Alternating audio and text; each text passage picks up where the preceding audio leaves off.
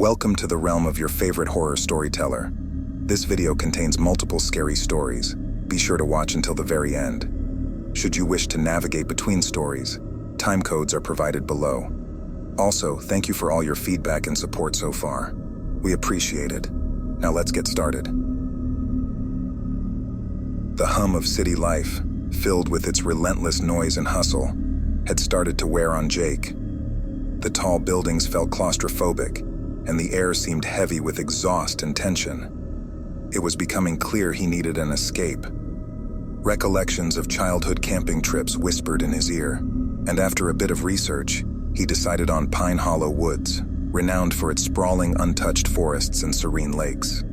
Packing up his camping gear, a few days' worth of food, and a couple of books he'd been meaning to read, Jake set out in his old Jeep. The journey itself was therapeutic, as the city's skyline faded in his rearview mirror. Open fields and distant mountains replaced it. The world felt larger, freer. By late afternoon, Jake reached the entrance to Pine Hollow. An old wooden sign, worn by weather and time, greeted him. Pine Hollow Woods, respect nature. The gravel road beneath his tires turned to dirt, and the dense canopy overhead painted the world in shades of green and gold. Finding a secluded spot near a glistening lake, Jake set up his camp. The gentle lapping of the water and the distant calls of birds were the only sounds. He felt a million miles away from the blaring horns and glaring lights of the city. As the sun dipped below the horizon, casting the world in a soft purple hue, Jake lit a campfire. The flames danced and flickered, casting playful shadows on the trees. The serenity was everything he had hoped for. However, as the night progressed, the woods grew quieter, almost expectant. A light fog rolled in, making the trees appear as looming silhouettes. It was then that Jake first felt it, a nagging sensation of being watched. He tried to shake off the feeling, chalking it up to being alone in an unfamiliar place. But as he crawled into his tent, the distant sound of a branch snapping made him freeze. He strained his ears, listening intently, but the sound didn't repeat. Trying to reassure himself it was just some nocturnal animal, Jake finally drifted into a restless sleep, unaware that the tranquility of Pine Hollow was merely a facade, and its true nature would soon reveal itself. Jake awoke to the caress of sunlight filtering through his tent and the gentle songs of morning birds. The eeriness of the previous night felt like a distant dream in the face of the day's serenity. With renewed energy, he set about making breakfast, his portable stove humming softly as he fried some eggs and bacon. While enjoying his meal, Jake decided to explore the area, hoping to find a nearby stream for fresh water. Grabbing a backpack and a map, he ventured deeper into Pine Hollow. The forest was dense but breathtakingly beautiful, with sunlight piercing through the canopy in golden beams, illuminating patches of delicate wildflowers. However, as he wandered, he began to notice peculiarities. Trees with deep gouges in their bark, as if clawed by something massive. Small clearings where all plant life seemed to have been crushed or flattened. And most alarmingly, a set of large clawed footprints imprinted in the soft mud near a stream. These footprints were unlike anything Jake had seen, resembling neither bear nor any other forest animal. Growing more alert, he followed these tracks cautiously, leading him to a rock outcrop overlooking a natural clearing. And there, in the middle, stood a colossal tree with a blackened trunk, distinct from the surrounding greenery. At its base, the same unsettling footprints seemed to circle and then lead off in a different direction. Remembering the tales he had heard about Pine Hollow in the nearby town's local diner, stories he had dismissed as mere folklore meant to scare tourists, Jake felt a growing unease. There were whispered tales of a creature, a guardian of the forest, that didn't take kindly to intruders. Trying to shake off his rising fear, Jake decided it best to mark his current location and return to camp. But as he retraced his steps, he couldn't escape the feeling of being shadowed. The forest, once filled with the harmonious sounds of nature, now seemed eerily silent, save for the occasional rustling in the underbrush and the far-off, bone-chilling growl that echoed amongst the trees. By the time he reached his campsite, the sun had begun its descent, casting long shadows that played tricks on his eyes. Jake fortified his camp, setting up tripwires with bells, hoping it would alert him to any nighttime visitors. He decided that, come morning, he would leave Pine Hollow and its mysteries behind. Little did he know, the forest and its denizen had other plans. As twilight settled over Pine Hollow, Jake made one final check of his defenses before retreating into his tent. His heart raced with every rustling leaf and creaking branch, but he tried to remind himself of the forest's natural sounds. He dug out a paperback from his backpack, hoping to distract himself and eventually drift into sleep. However, sleep was elusive. The stifling silence outside was occasionally shattered by that same haunting growl, now closer than before. Hours seemed like days as Jake lay there, hyper-aware of every noise. Around midnight, something tripped one of his tripwires. The jingle of bells cut through the silence, making Jake bolt upright. Peeking out from a small slit in his tent, he saw them. The chilling eyes.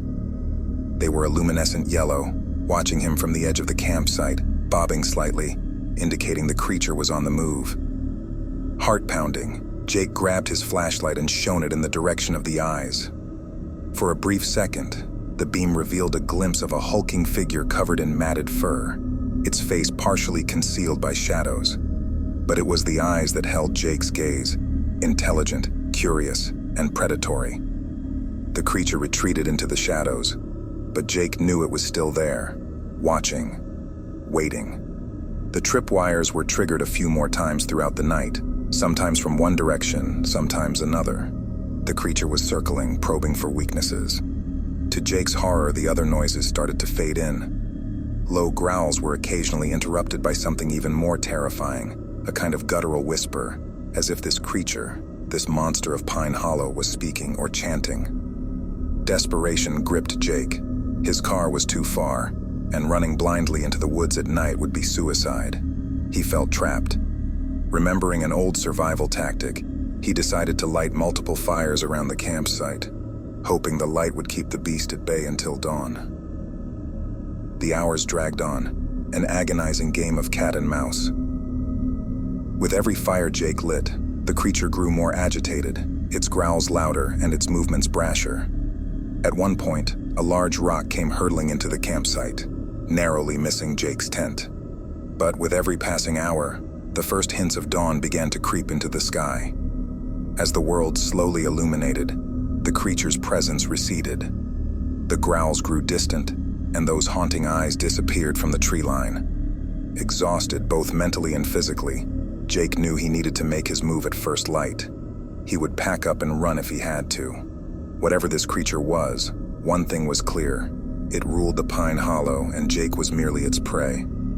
As the first rays of dawn stretched across Pine Hollow, Jake sprang into action. He knew he had a small window of opportunity. Packing only the essentials, he extinguished the fires, keeping one burning torch as protection. His plan was simple: follow his trail back to where he had entered the forest and make a run for his car. The morning fog was dense, turning the woods into a ghostly labyrinth. Each step was deliberate, each sound amplified by his heightened senses. The chirping of morning birds and the gentle rustle of leaves offered a thin veneer of normalcy. But Jake wasn't lulled. He knew the creature could strike any time. His intuition proved right.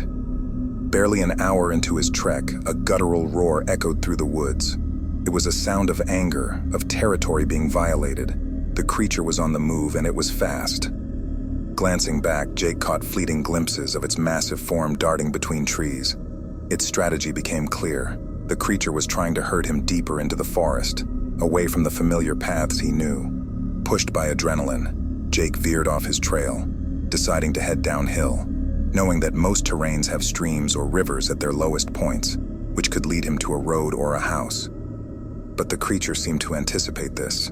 Trees ahead of Jake shook violently as the beast charged, trying to cut him off. Using his torch, Jake set a patch of dry bushes ablaze, creating a temporary barrier. The plan worked. The creature, taken aback by the sudden fire, hesitated, giving Jake a precious head start. As the forest thickened, Jake stumbled upon a steep ravine with a fast-flowing river at its base. With no other options, he made the daring choice to jump. Plunging into the icy waters below, he was quickly carried downstream. The creature, unable to follow, let out a frustrated, echoing roar that sent chills down Jake's spine. The river's current was relentless, but it was also Jake's savior. It widened as he was carried further, leading him to a familiar landmark, the old wooden bridge that marked the forest's entrance. Clambering to the bank, exhausted but alive, Jake spotted his car parked nearby. He didn't look back as he drove away, the towering trees of Pine Hollow fading in the distance. But the haunting memories of that nightmarish chase, of the predatory eyes and the creature's menacing roars, remained indelibly etched in his mind. The trauma of his ordeal left Jake a changed man. Sleep was elusive, filled with night terrors of those haunting yellow eyes. He couldn't shake off the feeling of being watched, even in the supposed safety of his home. The forest with its dark secrets beckoned him. He needed answers. Utilizing both online resources and local libraries, Jake dived deep into the history of Pine Hollow. He discovered old newspaper clippings of similar encounters dating back decades, each tale eerily reminiscent of his own. Locals had spoken in hushed tones about the guardian of Pine Hollow, a creature that was once a protector of the land, but had become twisted and malevolent over time. Jake also came across a name repeatedly, Dr. Eleanor Redwood, a biologist and folklorist who had extensively researched Pine Hollow in the 1970s. She had mysteriously disappeared during one of her expeditions, leaving behind a journal that had never been found. Realizing he needed more direct information, Jake visited the local town near Pine Hollow. Initial conversations with locals were met with resistance, but as Jake shared his story, an old man named Thomas approached him. Thomas claimed to be the last living person who had encountered the creature and survived before Jake.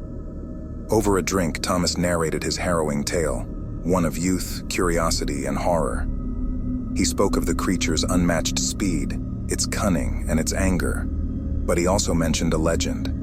According to folklore, the creature was bound to the forest due to an ancient stone relic buried somewhere within Pine Hollow. This relic was said to be the source of its power and its curse. Dr. Redwood believed in the legend and was close to finding the relic when she vanished. With this newfound knowledge, Jake faced a daunting choice: to leave the mystery behind, or venture once again into Pine Hollow, to find the relic, and perhaps free the creature from its curse. Despite his fear, Jake's determination to confront his trauma and the mystery of Dr. Redwood's disappearance drove him back to the very forest that had nearly claimed his life. Armed with research, local legends, and a rough map from Thomas, he embarked on a mission to locate the ancient relic and uncover the truth of Pine Hollow's guardian. Jake's second foray into Pine Hollow was marked by a mix of dread and determination. He went better prepared this time, equipped with survival tools, bright lanterns, and, most importantly, the map from Thomas that pointed to potential locations of the elusive relic. As he ventured deeper into the forest, the oppressive silence returned. The familiar feeling of being watched crept over him. Yet this time, Jake pressed on with purpose, occasionally finding markers and symbols, possibly left behind by Dr. Redwood, guiding his path. After days of searching and several close encounters with the creature, each time narrowly escaping its grasp, Jake stumbled upon a concealed grove. At its center stood an ancient altar, overgrown with moss and ivy, and there, embedded within, was a dark, luminescent stone, the relic that legend spoke of.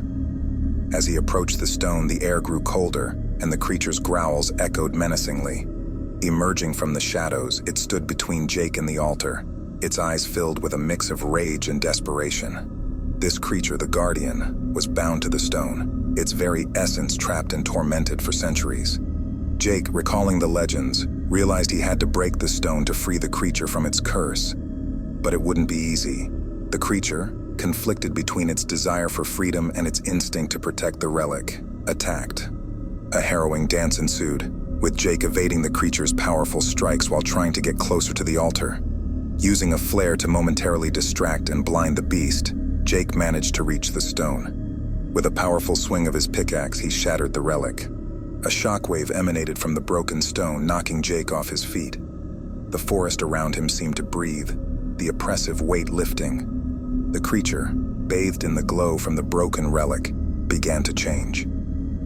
Its menacing form shrank, its fur receded, and before Jake lay a man, disoriented and afraid.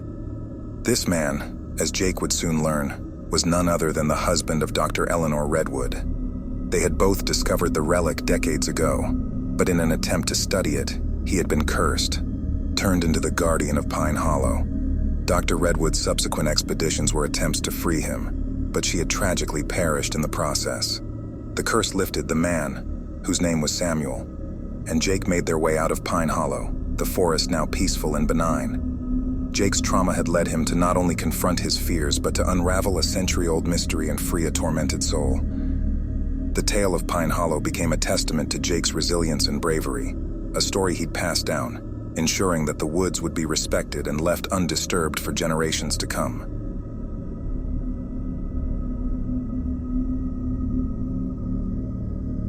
Carter's fascination with antiquities was more than a mere hobby. It was an obsession. His house was filled with relics, artifacts, and dusty old books that whispered tales from eras gone by. Among these treasures, maps held a special place in his heart.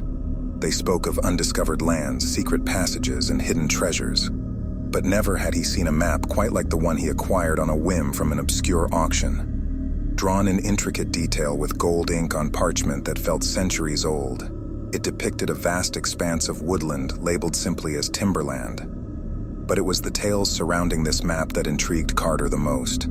Legends spoke of the Timberland as a mythical place, existing between realms, a bridge of sorts, guarded by ancient beings. The first few days after acquiring the map, Carter brushed off its legends as mere folklore. But each night, he was plagued by dreams of towering trees, glowing pathways, and elusive figures that danced at the edges of his vision. Each morning, he'd wake up with an inexplicable pull towards the map, now displayed prominently in his study. Unable to resist the allure, Carter began researching the Timberland. References were scarce, most texts dismissing it as folklore.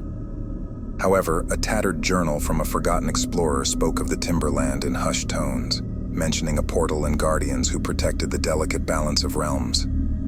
The last entry in the journal was unsettling. Reading, "I found the entrance but dare not step through. The Guardians watch." The challenge was clear.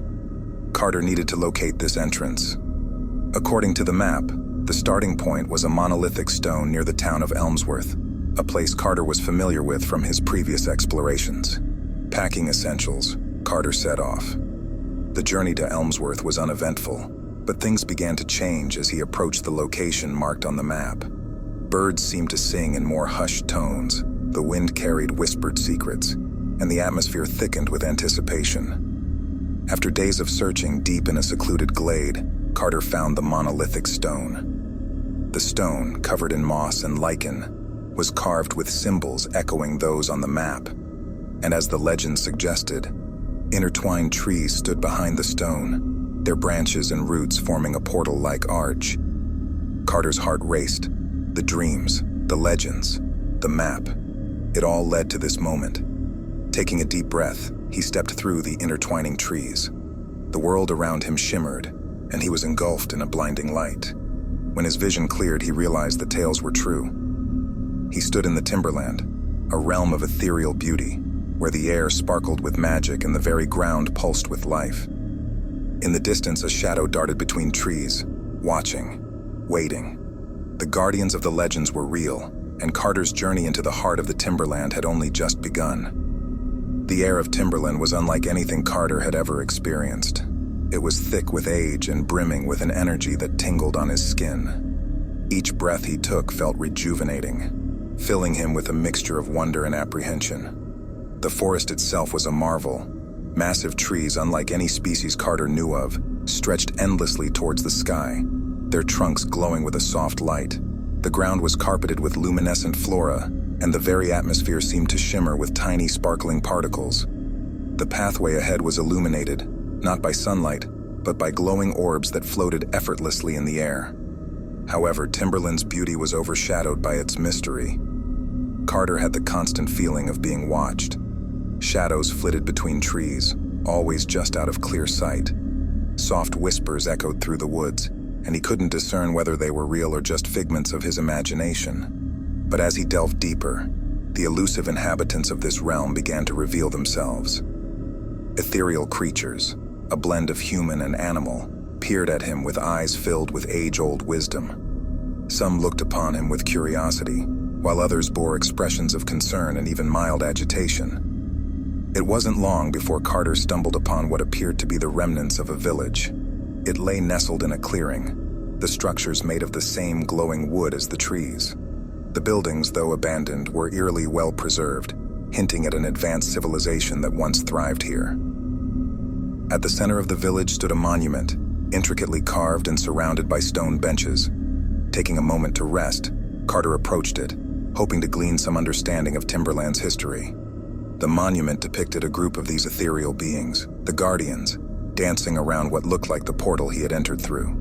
They were celebrating, their faces uplifted in joy, while in the background, the intertwined trees stood tall and majestic.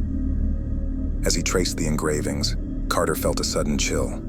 Behind him, the soft whispers grew louder, converging into a discernible voice. "Why have you come, outsider?"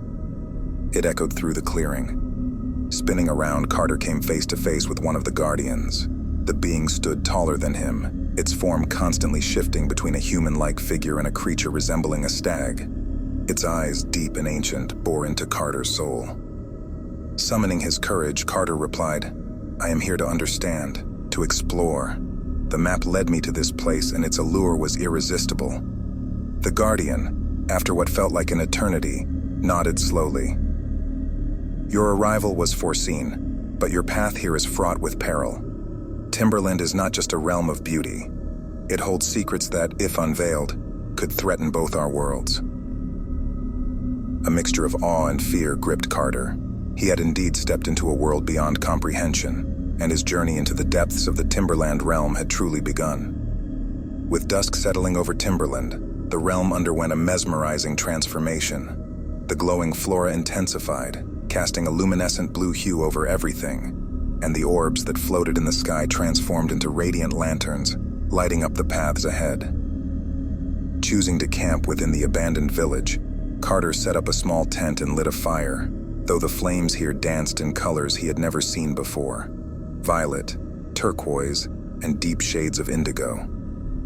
As the dark of night grew deeper, Timberland's nocturnal symphony began. First, it was the trees. They hummed softly, a low resonating sound that felt like a lullaby sung by the earth itself. Then came the creatures.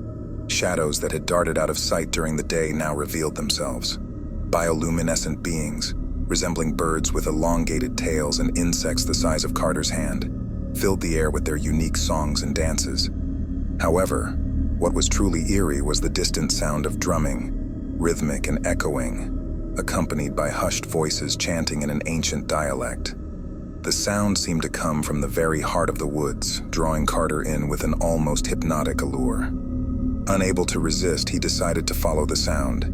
Using the radiant lanterns as a guide, he treaded deeper into Timberland. The drumming grew louder and more insistent, guiding him through the labyrinthine forest. Hours felt like minutes, and when Carter finally reached the source, he was met with a sight that was both breathtaking and unsettling. In a large clearing bathed in moonlight, dozens of the Guardians danced in a ritualistic pattern around a large, shimmering pool of water. Their movements were graceful and synchronized, creating intricate patterns on the ground as their feet touched the luminescent moss. At the head of the ritual stood the Guardian he had met earlier, its hands raised, channeling energy from the pool and directing it towards the sky. As the energy flowed, ghostly apparitions began to emerge from the pool, taking form and joining the dance.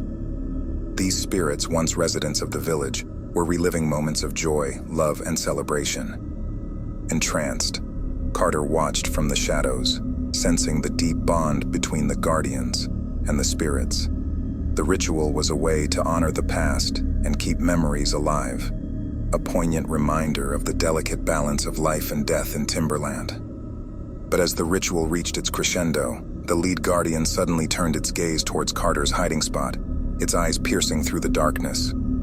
The dance halted, and an intense silence enveloped the clearing. With a deep breath, Carter stepped forward, fully expecting a hostile confrontation. Instead, the Guardian beckoned him closer, its expression unreadable. "You have witnessed our sacred ritual," it said, its voice echoing through the night. "It's a connection to our ancestors, a way to ensure their memories live on. But it's also a plea, a call for balance to be maintained. Carter, moved by the profoundness of the ceremony, replied, "I meant no disrespect. I was drawn to the beauty and depth of your tradition. But I'm beginning to realize that my presence here might be disrupting the balance you speak of." The Guardian studied him for a moment before replying, "Your journey in Timberland is just beginning, outsider. There are forces at play, both ancient and powerful. You must tread carefully and understand the essence of this realm if you wish to find your way." As dawn approached, the Guardians and spirits slowly faded, leaving Carter alone in the clearing, the weight of the Guardian's words heavy on his mind. The first light of dawn painted the Timberland with a gentle gold, offering a stark contrast to the ethereal blues of the night. Carter, now rested, and his mind still swirling from the nocturnal events, decided to explore further. The essence of the realm, as the Guardian had mentioned, was tied to its history, and Carter was determined to unravel it. Walking through the village, he began searching for clues, anything that could shed light on the ancient pact and the bond between the Guardians and the spirits. His search led him to a dwelling larger than the rest, situated at the very edge of the village. Pushing the creaking door open, he found himself in what appeared to be a study, filled with scrolls, tomes, and carved tablets. As hours turned into days, Carter immersed himself in the literature. The village, he discovered, was once a flourishing civilization with deep ties to the forest. They worshipped the Guardians as deities, and in return, were granted blessings from Timberland, prosperity, protection, and a connection to the magic that permeated the realm. But as the writings progressed, they told of a growing ambition among the villagers. They sought to harness and control the Timberland's magic for their own gains. Blinded by their desires, the village elders performed forbidden rituals, attempting to bind the Guardians and tap directly into the realm's energy source. This breach of trust resulted in a cataclysmic event. The balance of the Timberland was thrown into disarray, causing untold devastation. Many villagers lost their lives, and those who survived were left with a land scarred by their own hubris. It was then that the pact was formed. The Guardians, in their mercy, offered the villagers a chance for redemption. In return for their protection and guidance, the village had to honor and remember the spirits of those who had perished, ensuring their memories lived on for eternity. This pact was sealed through the very ritual Carter had witnessed. However, the writings also spoke of a prophecy. An outsider, one not bound by the ties of Timberland, would arrive. Their presence could either restore the balance permanently or lead to the realm's ultimate destruction. The weight of this revelation was not lost on Carter. He was the outsider, the fulcrum on which Timberland's fate now balanced. The Guardians were aware, and they watched, waiting to see which path he would tread. Stepping out of the dwelling, Carter was met by the gaze of the lead Guardian. With newfound respect and understanding, he approached, ready to play his part in the unfolding story of the Timberland Vale. Guided by the writings and the realization of his role, Carter sought an audience with the Guardian leaders, hoping to find a way to mend the rift and restore balance to Timberland. The Guardians, while initially wary, recognized Carter's genuine intent and shared with him the deeper truths of their realm. Beneath Timberland's surface lay the Heartwood, a source of immense power and magic. It was this very power the village elders had tried to exploit. In their greed, they had fractured the Heartwood, leading to the realm's destabilization. The sacred rituals and the pact served as temporary measures, but the rift in the Heartwood continued to grow with time. To mend it, Carter would need to journey to Timberland's core, a task fraught with danger. The path to the Heartwood was guarded by trials set by the Guardians themselves, challenges that tested the mind, body, and spirit. Determined, Carter began his descent. The first trial was a labyrinth of trees, their trunks shifting and rearranging, attempting to disorient and trap him. Using his historian skills, Carter recognized patterns and symbols from the village writings, guiding his path and leading him safely through. The next trial was one of spirit.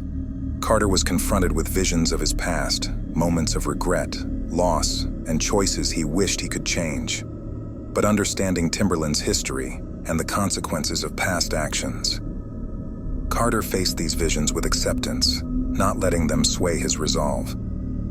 Finally, he reached the chamber of the Heartwood, The room pulsated with awe, and right at its center lay a magnificent tree, its bark cracked and blackened, emanating an aura of pain. Surrounding the tree were remnants of the forbidden ritual, chains and glyphs, still drawing power and feeding the fracture. Carter realized that to mend the heartwood, he needed to not only remove these remnants, but also channel positive energy into the tree, essentially reversing the damage. Drawing from his experiences in Timberland, the connections he'd made and the knowledge he'd gained, Carter began the arduous process. Hours seemed like seconds and days like minutes. As Carter worked, he felt Timberland's energy flowing through him, weaving a bond between him and the realm. Finally, with one last surge of effort, Carter felt the rift seal. The heartwood glowed with renewed vigor, and the chamber was filled with a harmonious hum. Exhausted but triumphant, Carter emerged from the chamber, greeted by the guardians and the spirits of the village. The balance was restored, and Timberland was once again whole. But the guardian leader approached Carter with a solemn expression. "You have mended the rift, outsider," it said. "But Timberland's balance is delicate. Your ties to this realm and the world beyond are now deep. You must choose. Stay as Timberland's protector or return to your world, but with no memories of this place." Carter, understanding the weight of his decision, took a moment to reflect. The weight of the choice before him was immense. On one hand, Timberland had become a sanctuary for Carter, a place of beauty, magic, and profound connections. On the other, he yearned for his world, for the familiar sounds of bustling cities and the faces of those he loved. As he stood at the crossroads of decision, the memories of his time in Timberland flashed before him. The ancient writings, the ethereal dances, the trials, and the spirit of the woods that had embraced him. He thought of the guardians, the beings who had lived for eons protecting and nurturing this realm. In a moment of clarity, Carter realized his purpose. Timberland, while now healed, would always need a protector, someone who understood both the magic of this realm and the world beyond. He chose to stay, not as an outsider, but as a guardian in his own right.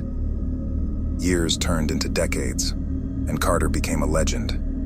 The once historian transformed into a bridge between the guardians and the spirits of the village. He introduced new rituals, blending the traditions of his world with the magic of Timberland, ensuring that the balance remained intact. But as time wore on, Carter's connection to the realm grew even deeper. He started to manifest the same ethereal qualities as the guardians, his form shifting and adapting to the woods around him.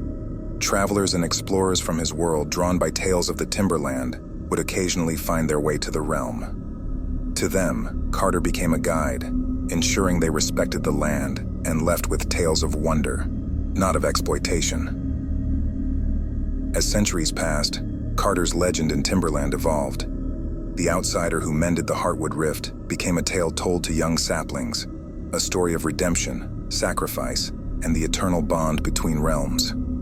Back in his world, while memories of Carter faded with time, the tales of Timberland persisted. They transformed into legends, stories of a magical realm guarded by ethereal beings, and a human who became one of them.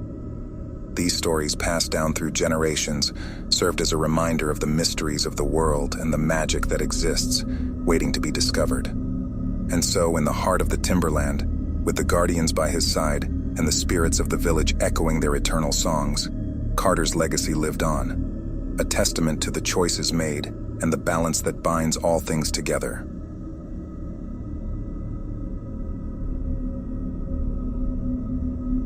Black Hollow was an enigma, wrapped in stories and shrouded in fog. Its cobblestone streets crisscrossed with modern asphalt, echoing both its history and present. Gossip in such a small town was the residents' favorite pastime, especially with tales as gripping as the mysterious disappearances. Sarah Mitchell, a fiery-haired journalist in her late 20s, had always been drawn to these stories.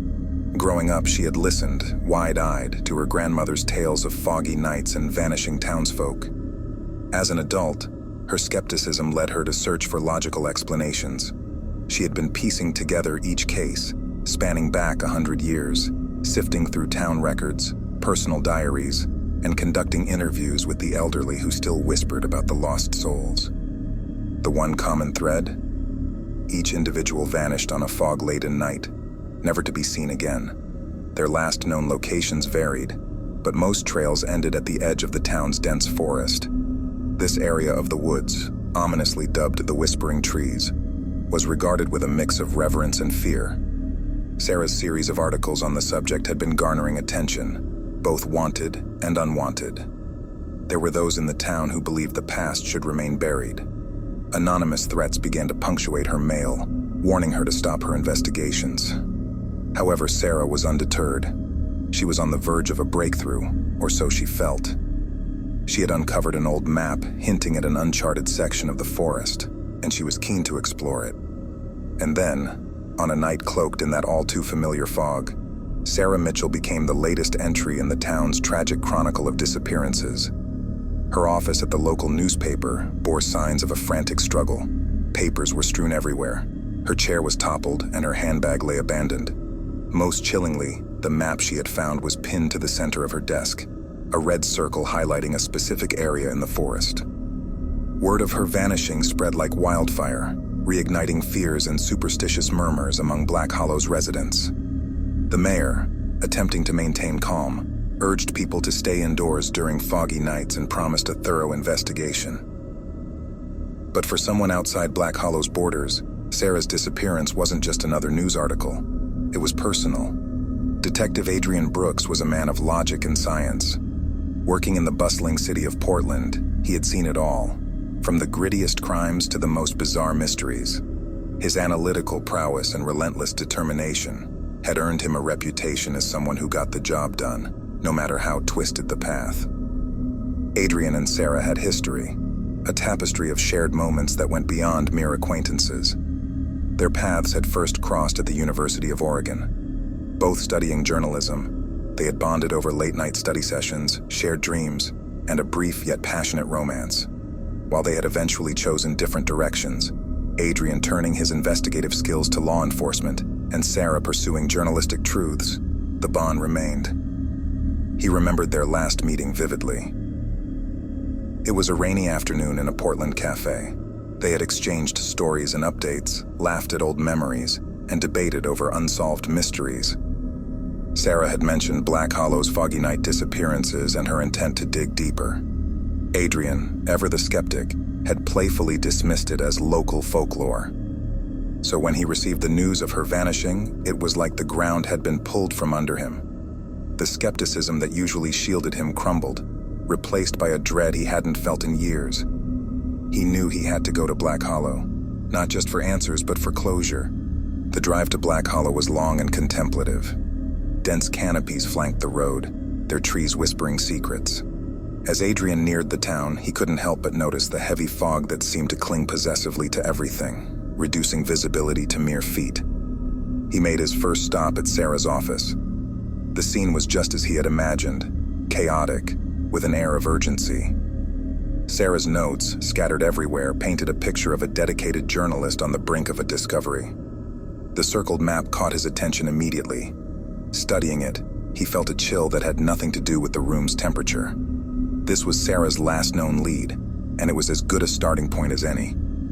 Adrian decided to make a few inquiries around town before venturing into the forest. His first conversation was with the editor-in-chief of the Black Hollow Gazette, a stout man named Robert. While initially hesitant, Robert opened up after recognizing the pain and determination in Adrian's eyes. He spoke of Sarah's dedication, the anonymous threats, and the town's growing unease. His next stop was the local tavern. If there was one place people spoke their minds, it was here, especially after a few drinks. As night fell, Adrian listened, sipping his whiskey, gathering tales and clues, filtering out exaggerations and piecing together a timeline. By midnight, he had a clearer picture, but clarity brought more questions. There were mentions of eerie lullabies on foggy nights, of shadowy figures at the forest's edge, and of the whispering trees that seemed to call out, especially during fog. His investigative instincts on high alert, Adrian knew he had to explore the forest, especially the area Sarah had marked. He decided to set out at first light, prepared to confront whatever awaited in the shrouded depths of Black Hollow's woods. The forest surrounding Black Hollow was ancient, its trees witnesses to countless seasons and secrets. As Adrian stood at the forest's edge, backpack slung over his shoulder and flashlight in hand, he could feel the weight of its history. The early morning mist hung low, lending an ethereal quality to the landscape. Following Sarah's marked map, Adrian began his trek toward the whispering trees. Every rustle, every distant animal call seemed amplified in the silence, reminding him he wasn't truly alone. His steps were measured, his senses alert. He had faced danger before in urban alleys and shadowy buildings, but this was a different beast altogether, a vast, unpredictable wilderness shrouded in mystery. Hours passed and the forest seemed to close in around him. The trees grew denser, their canopies darker, and the path became less discernible. Relying on his compass and Sarah's map, Adrian pushed forward, the eerie quiet occasionally broken by the distant sound of water or the call of a raven. By mid-afternoon, he reached a clearing. In the center stood an ancient oak, its trunk massive and gnarled, roots spreading out like the tentacles of some slumbering leviathan. Carvings adorned its bark, symbols that seemed both archaic and oddly familiar. Adrian recognized them from some of Sarah's notes. They were believed to be protective, warding off malevolent spirits. As he examined the tree, a soft whisper floated to his ears. The sound seemed to come from every direction, an unintelligible chorus that sent shivers down his spine. The whispering trees weren't just a name, they were a reality. Using the oak as a landmark, Adrian oriented himself and realized he was close to the area marked on Sarah's map. With renewed determination, he ventured deeper into the woods. The sun began its descent, casting long, dancing shadows. As twilight approached, Adrian discovered what appeared to be remnants of an old settlement, overgrown foundations, a crumbling well, and the decayed husk of a chapel. The place seemed to resonate with a melancholy energy, as if echoing the joys and sorrows of its past inhabitants. He decided to set up camp nearby, ensuring he was well away from the ruins. As darkness blanketed the forest, Adrian lit a campfire, its warm glow a small comfort against the encroaching night. He went over Sarah's notes again, hoping to find a clue or pattern he might have missed. Night in the forest was a symphony of sounds, the chirping of crickets, the distant hoot of an owl, and the occasional rustling of leaves. But as the hours ticked by, another sound began to weave its way into the tapestry, a haunting lullaby, its melody floating on the breeze. Drawn to it, Adrian found himself standing at the edge of the ruined chapel. Its once sturdy walls were now covered in moss and ivy, but the lullaby was clearer here, echoing from the depths of the building. With every ounce of his training urging caution, Adrian stepped inside. The lullaby grew louder, its source now evident, a broken piano in the corner, its keys moving on their own, playing the haunting tune. Next to the piano, a locket lay open, displaying a faded photograph of a young woman who bore an uncanny resemblance to Sarah. As the final notes of the lullaby played, a chilling breeze swept through the chapel, extinguishing his flashlight. Adrian felt a presence, something ancient and watchful. In the inky blackness, a voice whispered, "She's waiting." The chilling whisper lingered in the air, its voice neither malevolent nor kind, but filled with an age-old sadness. Adrian, taking a deep breath to steady his nerves, tried to reignite his flashlight, but it remained unresponsive. The only light came from the silvery beams of the moon filtering through the broken windows of the chapel. Drawn to the piano, Adrian picked up the locket, studying the photograph. The woman's features, though blurred with time, bore an unmistakable resemblance to Sarah. The back of the locket had an inscription, "To Evelyn, forever in the Whispering Woods, Jonathan 1892. Evelyn. The name sparked a memory. Sarah had mentioned an Evelyn in her notes, a woman central to Black Hollow's folklore. According to legend, Evelyn had vanished into the forest one foggy night, leaving behind a heartbroken lover, Jonathan. With the locket clutched tightly, Adrian ventured deeper into the chapel. The air grew colder, the weight of countless memories pressing in. In the farthest corner, behind the altar, he discovered a hidden passage leading down into the earth. The descent was steep, the path illuminated only by the sporadic moonlight. Reaching the bottom, he found himself in a crypt, walls lined with tombs, their inscriptions worn away. At the center stood a stone sarcophagus, larger and more ornate than the others. Carved on its lid was the same symbol he'd seen on the ancient oak, a protective emblem. Feeling both a compulsion and trepidation, Adrian slowly pushed the heavy lid aside. Inside, perfectly preserved, lay Evelyn. Her face was peaceful, untouched by time. Around her neck hung a matching locket. As Adrian reached out to touch it, the crypt was filled with a soft, ethereal glow. Ghostly apparitions began to materialize, residents of Black Hollow from different eras, each one a victim of the forest's curse. Among them, he spotted familiar faces, those he'd seen in photographs during his investigation, and Sarah, her spirit tethered to this place of sorrow. Each apparition began to recount their story, their voices overlapping in a chorus of tragedy. The tales painted a vivid picture of lovers torn apart, families shattered, and lives cut short. The common thread, the Whispering Woods and its dark allure. Evelyn's spirit, more tangible than the rest, stepped forward. Her voice, filled with sorrow, recounted her tale. In life, she had loved Jonathan, a man her family had deemed unsuitable. The two had planned to elope, to build a life far from Black Hollow. But fate had other plans. Lured by a mysterious melody, Evelyn had wandered into the Whispering Woods, becoming the forest's first victim. Jonathan, heartbroken, had searched for her, eventually discovering the chapel and the crypt. Realizing she was lost to him in life, he'd performed a ritual to join her in death, sealing their souls in the forest. Their tragic love story had unwittingly birthed the curse that plagued Black Hollow. The other spirits echoed Evelyn's story, each drawn to the forest by the same haunting lullaby, each bound to the Whispering Woods. Adrian, overwhelmed by the weight of their stories, realized that to save Sarah and the souls trapped here, he'd need to break the curse that had its roots in a tragic love story over a century old. The weight of centuries of sorrow pressed down on Adrian as the spirits' voices ebbed. He was surrounded by the specters of Black Hollow, and at the heart of it all was Evelyn, her gaze filled with a mix of hope and resignation.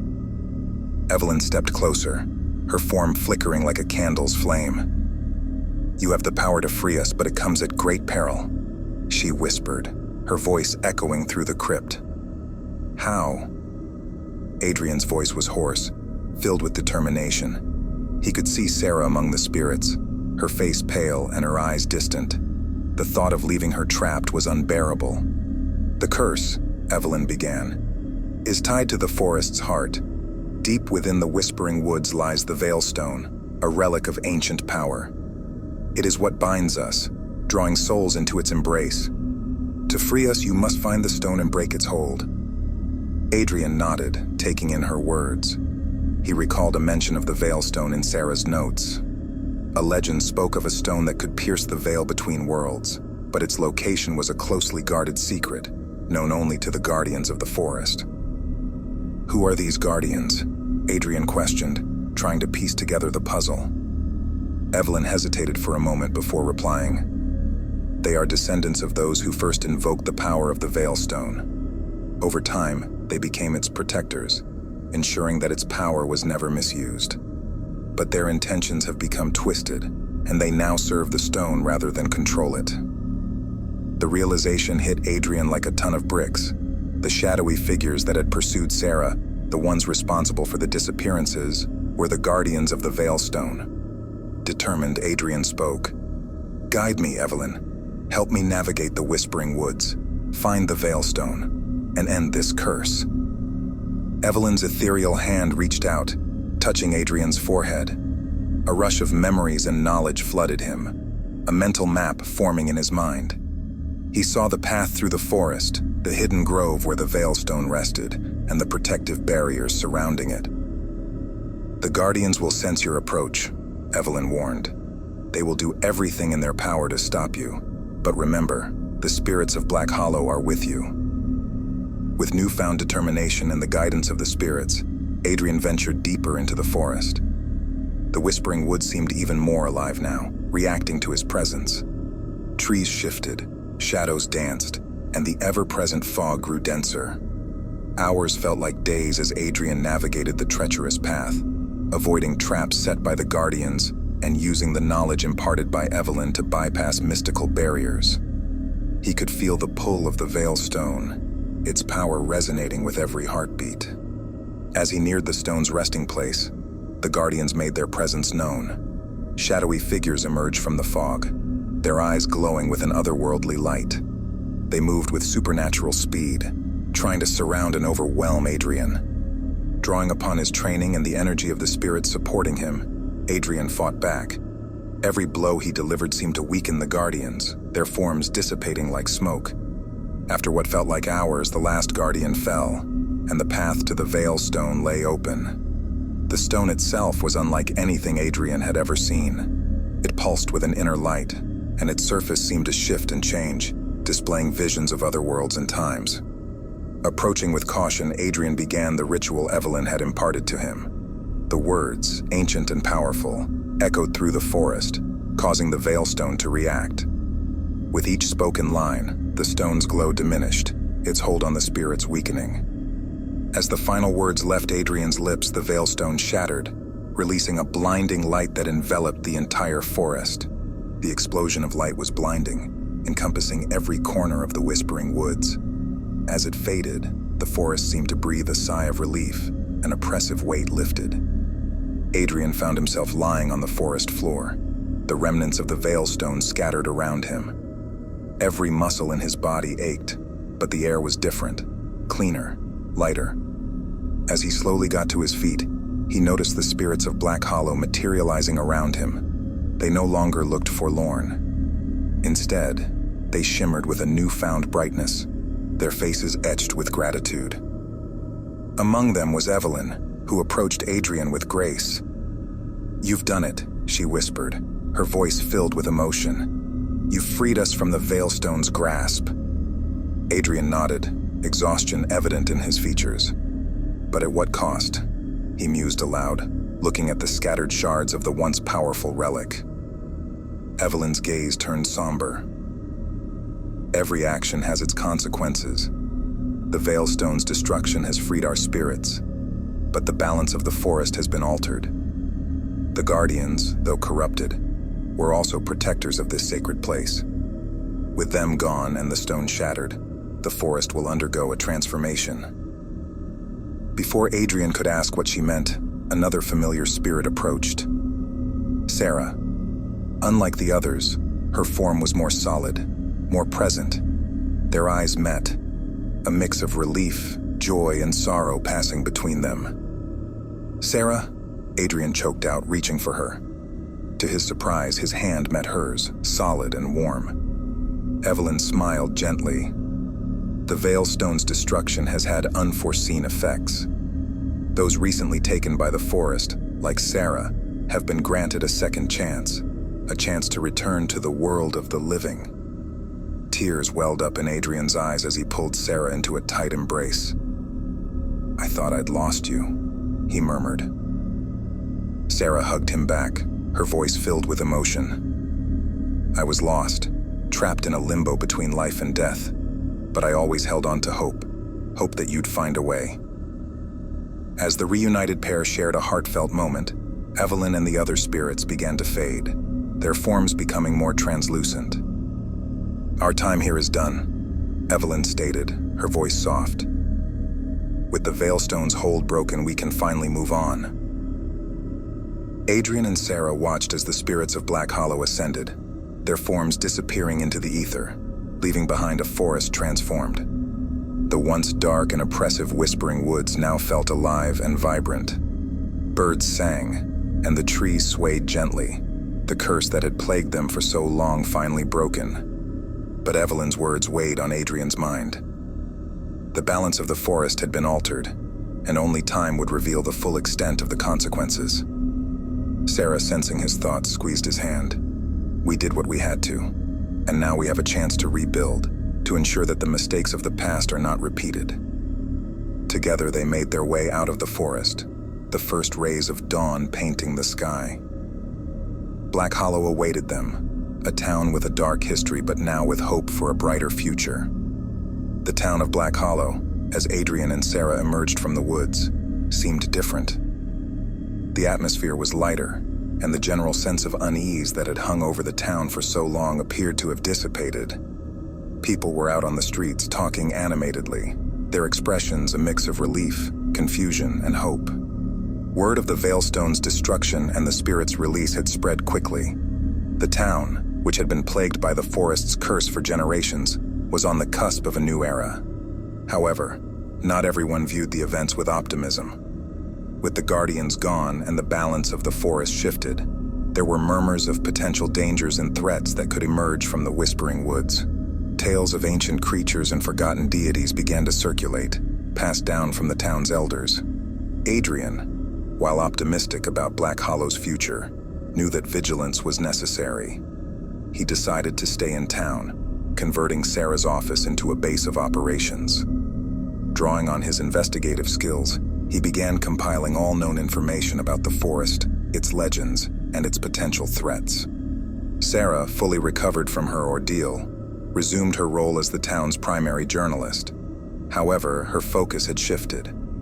Instead of delving into the past, she looked toward the future, documenting Black Hollow's transformation and the challenges it faced. Together, the pair became pillars of the community, guiding the town through its transition. They organized teams to explore the forest, document its flora and fauna, and ensure that any potential threats were identified and addressed.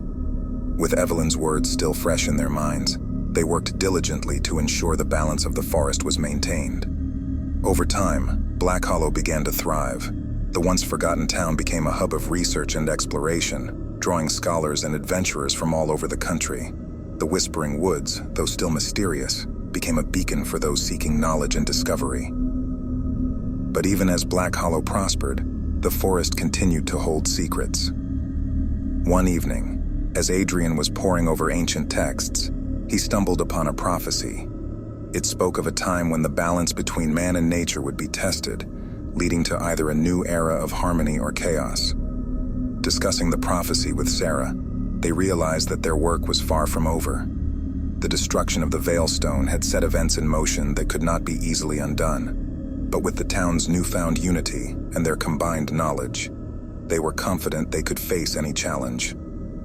As years passed, Adrian and Sarah settled down, raising a family and passing on their knowledge to the next generation. Black Hollow, under their guidance, had transformed from a town haunted by its past to one that looked to the future with hope and determination. However, the Whispering Woods, though tamed, still held mysteries, and as the prophecy hinted, there were challenges on the horizon. But with the legacy left behind by Adrian and Sarah, Black Hollow was ready to face whatever the future held. Well, there you have it, folks. A tale that might just keep you up tonight. If you dare to hear more stories that go bump in the night, you know what to do. Hit that subscribe button and ring the notification bell so you won't miss out on any of our haunting adventures. Give this video a thumbs up if it sent a chill down your spine, and share it with those who could use a little scare. Remember, some stories are just tales, while others, well, let's just say you might want to keep that nightlight on. See you in the next video if you dare. Until then, sweet nightmares.